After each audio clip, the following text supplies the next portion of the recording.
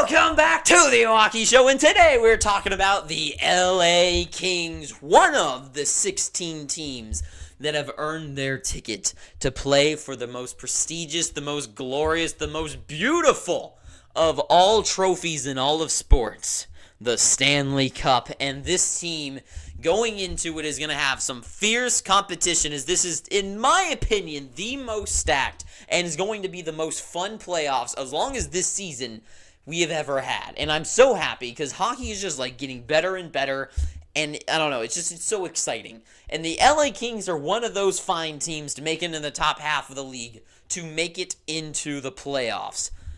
And my hopes for the Kings this season were pretty high.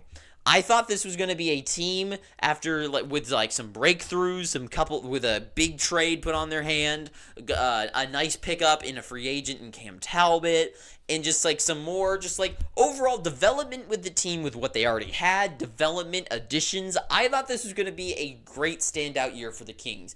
And everything started out pretty good, but then everything just it didn't fall apart at all, but it just felt like everything slowed down for them, and they just started not being as impressive.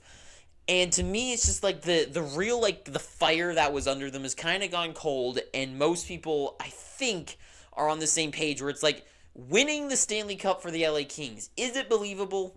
I don't know. So let's just look at it, right? So right now, the best way I think I would describe this team is a team that is a very hard shell with some spikes sticking out of it, like Bowser. Bowser's shell, it's a big shell with some spikes to attack back, It's kind of as in, this team is super defensive, right? This is like the Islanders from a few years ago, right? Where they just can make it all the way to the Eastern Conference Finals, beating all these teams by being just a well-developed team from top to bottom, just a well-crafted, strong unit. That is one thing, too, is that they're just a well-rounded unit, just a full-on, a true, team kind of game, right? There's some teams that you look at, like the Edmonton Oilers, right? Not to make the claim that they're like a one-trick pony or anything with just McDavid, but you do look at them and you're like, okay, yeah, they're going to rely heavily on their top guys to push them to the end of the playoffs, right? The LA Kings and the Islanders of the past were a well-rounded, steed, sure, guys like Barzal and Nelson, you're expecting them to get the most of the goals on the team, but they're not going to be leading points, 30 points, and then their fourth line guy is going to have 2, right? The team was built where Barzal and Nelson would have 20 points, and towards the bottom they'd have 10, and that would be the range of all 18 players, something like that. You get what I mean? And that is kind of where the Kings line up, where they're super well defensive, and they're going to be so hard to play against, and they're never going to run a line out there where, nothing's going, right? Even with guys like Pierre-Luc Dubois and being the disappointment he has been, he's still not a just rollover kind of player, He is still going to go on the ice, and he's going to play a somewhat decent game, better than at least a normal fourth liner. They're going to roll out guys even their Lafreniere, and then also up towards, of course, the top of the lineup of Fiala and Kopitar, and especially Byfield and Kempe. This team, they do have a lot of good guys in the offense, and then defensively with Doughty and with Gavrikov, they do have some solid defensive units, and it all combined together with Cam Talbot in the back end to be just a solid wall in the back. But the issue with them in a team like the Islanders of the past is, do they have the weaponry? Do they have the artillery to net a couple of goals in? And especially in today's NHL, where we lean heavily in heavy goal scoring, heavy offense, and just some solid goaltending and defense can get you a long way. But at the end of the day, the name of the game is scoring. And in the stacked NHL we're in nowadays, I have big fears for the LA Kings, especially when it comes to the first round. Now, right now, it can go so many different ways. The Kings have one game left, and it's against the Blackhawks, right? If they win that game, they will go up in points and will be in third place in the Pacific Division, and right now would play the Edmonton Oilers. But the Vegas Golden Knights are 1 or 2 points behind them. I can't remember right now. And Vegas's games are against the Blackhawks and against the Anaheim Ducks. So you would assume that a team like them are probably going to win all those games. And I'm pretty sure the math would work out that if Vegas wins both those games, they get to pass the LA Kings based on, I think, wins if they tie.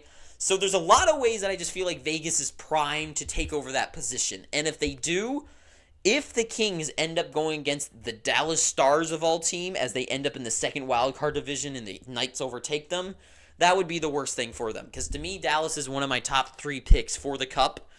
And like the season series, which I hate going to, right? Because to me, especially you look at a team like Florida last season, or just going into like this year, some teams like the Avalanche, you look at the season series and it's like, oh, okay, so yeah, they would lose to the Chicago Blackhawks. That's not going to happen in the playoffs, right? But the LA Kings versus the Dallas Stars, the season series is 3-0 Dallas, and the goal scoring is 13-3. So LA has gotten little. Once again, it's that shell, and can they spike back enough times and hold off the other team? If it's a team that is so heavily loaded like Dallas in a 7-game series, Dallas is going to just keep rolling and rolling and rolling. And the name of the game for the Kings would be to survive. And right now, Dallas is going to just roll out Rupe and Pavelski and Robo. Then the next line, they're going to roll out Sagan and Ben. The next line, they're going to roll out Wyatt Johnston and Stankoven. And on the back end of things, Miro Heiskanen's pushing the play. And they can't get anything going because Heiskanen's shutting down Anze Kopitar and Fiala. And even if they get past him, Jay Gottinger's in the back end of things to stop him. And they're still pounding the net with shots on the other end of the ice. And Talbot is old and can't keep up with it.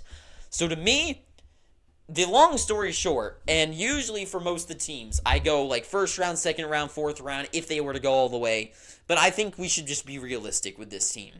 When it comes to the LA Kings, I think even for me last year, I was a big rooter. I even put my ridiculous and completely wrong predictions before the playoffs, where it would be LA versus, I think, Dallas in the Western Conference Finals, and I think I might have had LA going on to play the Rangers, and it would be a rematch from 2012, which was insane, and I know that, so I'm obviously wrong about that. Like, I'm a big proponent for the LA Kings. The issue is that just this season, there's just no way. It just doesn't feel like they have it, you know? Like, Cam Talbot is not going to be that goaltender to hold them down. And last year, they were shown that even a team that is super offensive and not even that well-rounded, like the Edmonton Oilers last season, can defeat them in a playoff series. And I just don't see... If they end up playing against Edmonton, I do think the Kings have a very good shot of taking them down, just because I just don't really feel like Edmonton, this is like their season either. So, to me, it would be a better matchup, clearly. I mean, I'm not saying anything if they play against Edmonton, but long story short, like, my truest prediction is if LA can play Edmonton in the first round, I think LA could get past them in, like, a long series, and then against the Vancouver Canucks or, like, Nashville, depending on who they play there, I think the Kings could maybe, just maybe, by, like, 51-49, like, slip past one of those two teams unless like Vancouver's a for real playoff team. I'm not really believing in them right now about that. And if Nashville can overcome like the Canucks, maybe things really do keep rolling for the Nashville Predators. But the furthest I see this team going is getting to the Western Conference Finals and getting buried, or potentially getting knocked out in the first round. Like, there's just no other way about it. The Kings, in this amazing stacked playoffs that we're going to have this season, the Kings just aren't the match. There's teams like Florida, there's teams like Boston, there's teams like Carolina, there's teams like the Rangers in the East.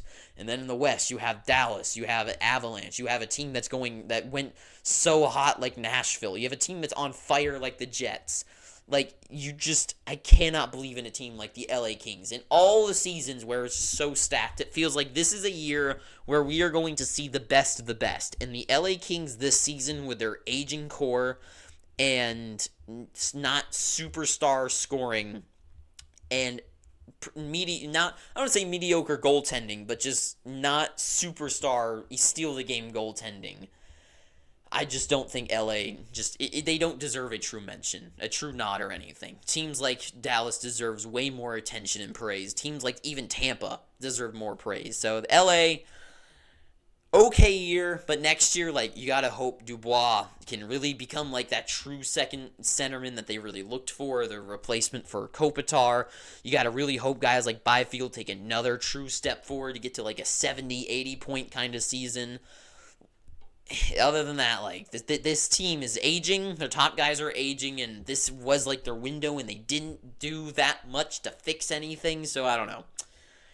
Yeah, so LA, you're not winning the Stanley Cup, but you will be a hell of a matchup for a team, but you're not going that far. So that is all I gotta say. So I'm sure most people who watch my LA Kings videos usually completely disagree with me, so I'm sure you're going to as well. So you can dislike this all you want. I don't care. This is what I think. So if you've made it this far, please, I'm begging you, please just subscribe. Please.